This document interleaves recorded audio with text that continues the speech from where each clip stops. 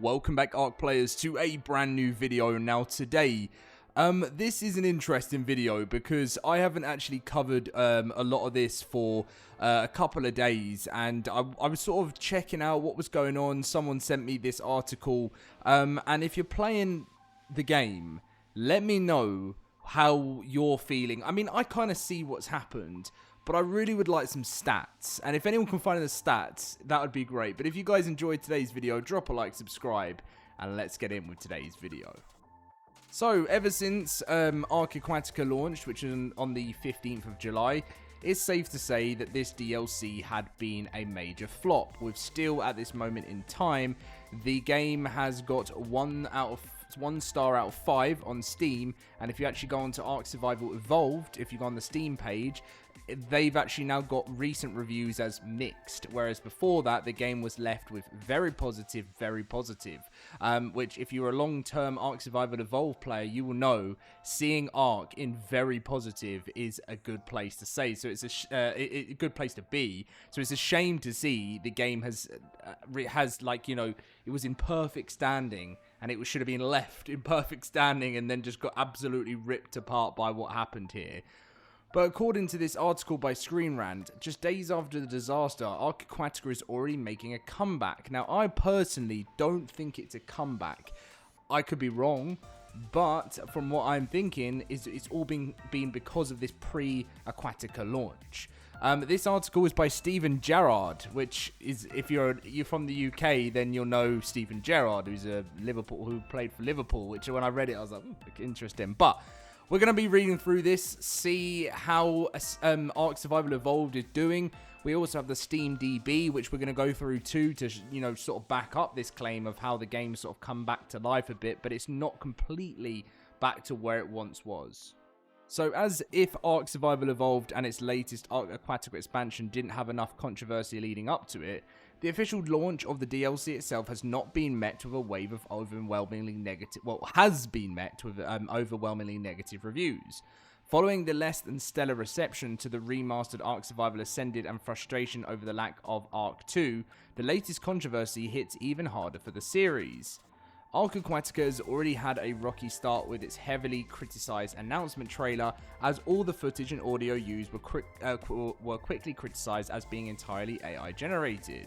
Following the reveal, Snail Games released a statement stating that the trailer, which was poorly received, was the sole product of ARK's marketing department team and was completely separate from the development team. Despite the quick apology, Aquatica's trailer still left a bad taste in fans' mouth, with some even urging Snail Games to sell the franchise off, which I still, as a YouTuber, I know a lot of people are afraid to say this, but I still believe that's what they should do. I really do. And I think, just say thank you very much. You know, they made some good money from it and move on. And I do think, you know, that the Snail Games are now making Snail Coin.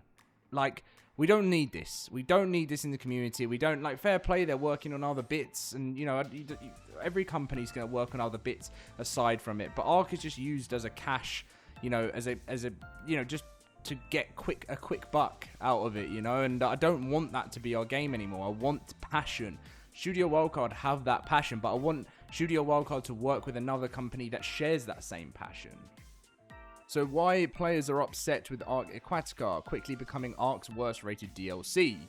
So even if Aquatica wasn't already off to a rough start, for public perception, the release of the ambitious DLC itself was littered with an overwhelming amount of game-breaking bugs. From notably worse performance, missing textures and game-breaking bugs, and corrupt saves, it's no wonder Aquatica has been hit with so many negative reviews.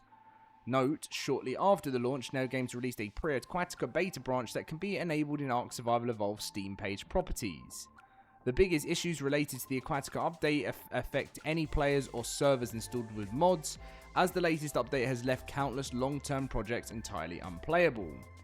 If these issues weren't bad enough, many have been reported by Survival Evolved players who never purchased Aquatica in the first place, with its effects plaguing the base game as well. ARK Aquatica devs are handling it in the best way. This will be interesting. Consistently transparent updates are a rare sight to see. So in a surprising turn of events, the ARK Survival Evolved development team has been taking criticism of the Aquatica disaster in stride, while making it apparent these issues won't last forever, being quick to react to ARK's latest issues. The development team has been releasing daily Steam updates to combat the situation. The ARK Survival Evolved development team has been taking criticism of the Aquatica disaster in stride. As if the updates weren't enough on their own, ARK developers have been incredibly transparent about the issues facing the game, with some of the major changes reported in the official Aquatica Steam updates being a pre-Aquatica beta branch, fixed dinosaur status bars, fixed missing textures, fixed collision issues, improved performance/FPS fixes, fixed animation glitches, boss fight issue repairs, combat music issue repairs, and fixed taming issues for several dinosaurs. Being praised for not only the speed of the updates, releasing several major patches within 12 hours of each of them, Snail Games has also been incredibly transparent in clearly outlining everything that was fixed or is still being worked on with each update. Now, to be honest, I have a lot to break down in what I've just read there. What I will say is I agree to one big point in here. Since this issue happened, Studio Sirens have actually been constantly keeping people up to date in their Discord, and you have to give them credit for that. And everything, they have put all their time and effort and resources into getting this game back into the place it deserves to be in. So I do commend them for that. I was told from, and maybe one of the Studio Sirens devs, I know some of them watch the videos, maybe they can answer a question here, because I was told by multiple people that Studio Sirens is just Snail Games, and it's just like, I don't know whether you were hired by Snail to become part of Snail Games, and then you're basically part of Snail Games, but you're Studio Sirens. That's what I was told. I don't know if that's true. That's why I don't want to like spread that out there if that's not the case. So obviously feel free to answer that in the comment section down below. But again, and I think it's a bit harsh to say other studios can learn from this, because I don't think ARK is in any place at all for any other studios to learn from them. But I will give credit where credit's due. I'm constantly keeping an eye on the posts from the Aquatica Discord and seeing how those guys are doing. And I sort of pop in from time to time, seeing how things are running. And they are hopping on live streams and they're facing the problem. The thing that so many ARK players hate is the silence, the lack of communication, and that would be an amazing change to our game. I could almost dream of a day that, you know, the devs would, you know, this isn't just Evolved, I'm talking about Ascended, would jump in front of the camera, talk about what's going on. When I was 18, so this is what, 7 years ago, I think, I used to love that Sea of Thieves would do these, like, kind of, I don't know if they still do it now, I haven't played the game in years, but they used to do this thing where they would jump on and have like a catch-up, you know, like whether it was a monthly catch-up or whatever of what's been going on with the game. And they would give updates on whereabouts they were with fixes, whereabouts they were with everything like that.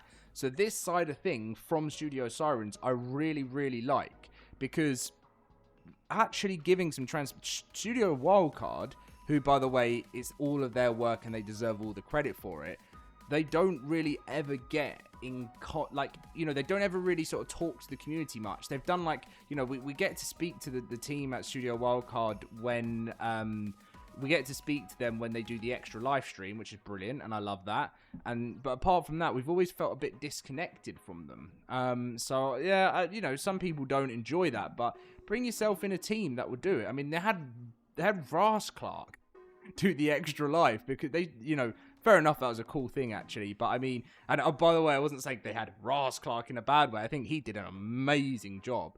I just mean that, like, you know, usually you would have expected they would have had, like, someone as part of their company that would come in and do it. But, yeah, that came across wrong. I absolutely love Ras's content.